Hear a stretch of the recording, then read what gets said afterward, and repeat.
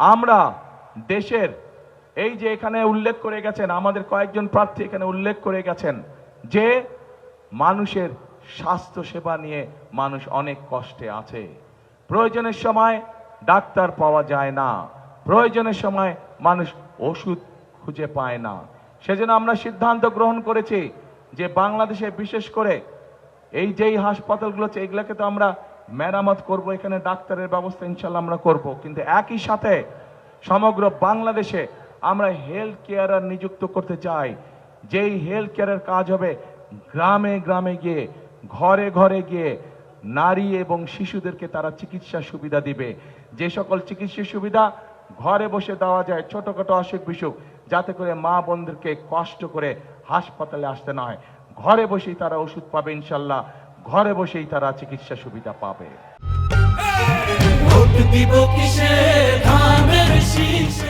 আরেকটি কাজ আমরা করতে চাই, এই পুরো অঞ্চলের একটি অত্যন্ত গুরুত্বপূর্ণ প্রয়োজনীয় কাজ আছে, যেই কাজটি করলে শুধু যে কৃষক ভাইরা সুবিধা পাবে তা নয়, কৃষক ভাইদের পাশে সব ধরনের মানুষ সেই সুবিধাটা পাবে। কি সেটি?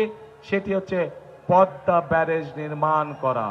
প্রিয় ভাই বোনেরা, এই সমগ্র অঞ্চলকে ঘিরে আমরা পদ্মা ব্যারেজ নির্মাণ করতে চাই, যাতে করে ড্রাই সিজনে, শুকনা মৌসুমে এই এলাকার মানুষের পানির কষ্ট না থাকে, চাষাবাসের কষ্ট না থাকে।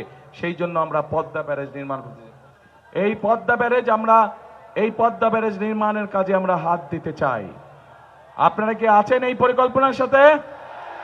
কারা আছেন দেখি হাত তুলে। পদ্মা ব্যারেজ নির্মাণে কারা আছেন?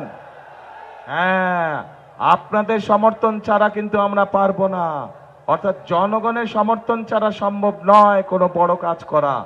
জনগণের যদি সমর্থন থাকে ইনশাল্লাহ বিএনপি যে কোনো বড় কাজ করতে সক্ষম হবে।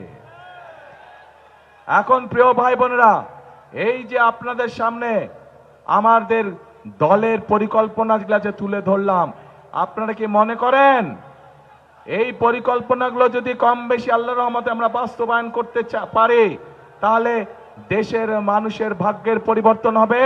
আপনারা কি মনে করেন যে এই পরিকল্পনার কথা বললাম, কে মনে করেন দেশের মানুষের ভাগ্যের পরিবর্তন হবে? ইনশাআল্লাহ। কিন্তু ভাই, প্রিয় ভাই বোনেরা, এই পরিকল্পনাগুলো তো হলো বিএনপির পরিকল্পনা। বিএনপি ইনশাআল্লাহ জনগণের রায় পেলে এগুলোকে বিএনপি বাস্তবায়ন করবে। কিন্তু জনগণের পক্ষ থেকে তো একটি পরিকল্পনা থাকতে হবে।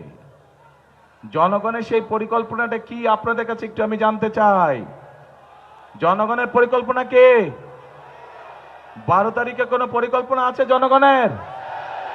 কি পরিকল্পনা জনগণের 12 তারিখে? হ্যাঁ, রাইট, ধানের শীষে ভোট দিতে হবে। ধানের শীষ যদি নির্বাচিত হয় ইনশাআল্লাহ পর্যায়ক্রমিক ভাবে যেই প্রতিশ্রুতিগুলো আপনাদের, যেই দাবিগুলো আপনারা উপস্থাপন করেছেন, আপনাদের সরকার বিএনপি সরকার ইনশাআল্লাহ সেগুলো বাস্তবায়নের কাজে হাত দিতে পারবে।